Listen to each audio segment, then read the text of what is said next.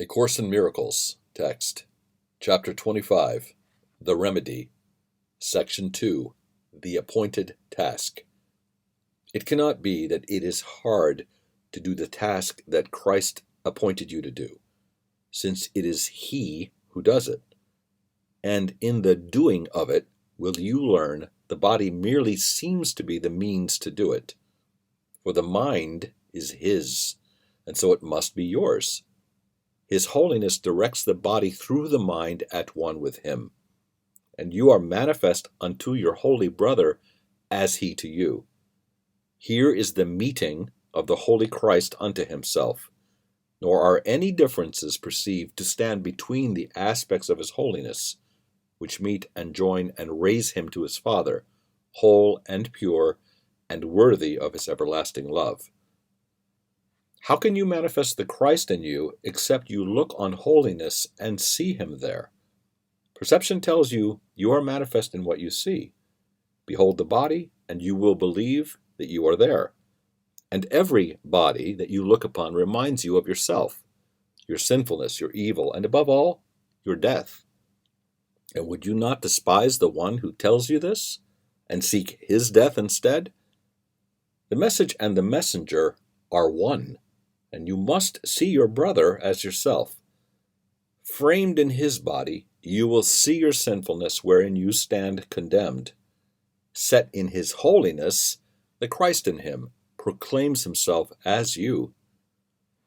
Perception is a choice of what you want yourself to be, the world you want to live in, and the state in which you think your mind will be content and satisfied. It chooses where you think your safety lies, at your decision. It reveals yourself to you as you would have you be. And always is it faithful to your purpose, from which it never separates, nor gives the slightest witness unto anything the purpose in your mind upholdeth not. Perception is a part of what it is your purpose to behold, for means and end are never separate, and thus you learn what seems to have a life apart has none. You are the means for God, not separate, nor with a life apart from His. His life is manifest in you, who are His Son. Each aspect of Himself is framed in holiness and perfect purity, in love celestial, and so complete, it wishes only that it may release all that it looks upon unto itself. Its radiance shines through each body that it looks upon, and brushes all its darkness into light merely by looking past it to the light. The veil is lifted through its gentleness, and nothing hides the face of Christ from its beholders. And both of you stand there before Him now, to let Him draw aside the veil that seems to keep you separate and apart. Since you believe that you are separate, heaven presents itself to you as separate too. Not that it is in truth, but that the link that has been given you to join the truth may reach to you through what you understand. Father and Son and Holy Spirit are as one, as all your brothers join as one in truth. Christ and His Father never have been separate, and Christ abides within your understanding in the part of you that shares His Father's will. The Holy Spirit links the other part, the tiny mad desire to be separate, different, and special, to the Christ, to make the oneness clear to what is really one. In this world, this is not understood, but can be taught.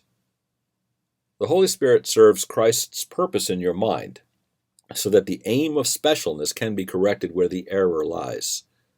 Because His purpose still is one with both the Father and the Son, He knows the will of God and what you really will.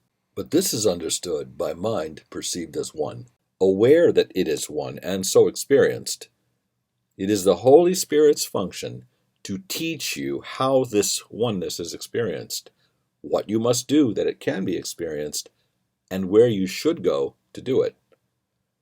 All this takes note of time and place as if they were discrete. For while you think that part of you is separate, the concept of a oneness joined as one is meaningless. It is apparent that a mind so split could never be the teacher of a oneness which unites all things within itself. And so what is within this mind and does unite all things together, must be its teacher.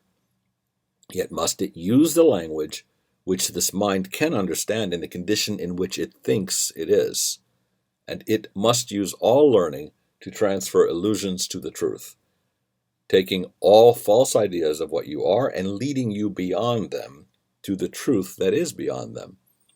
All this can very simply be reduced to this: what is the same cannot be different, and what is one cannot have separate parts.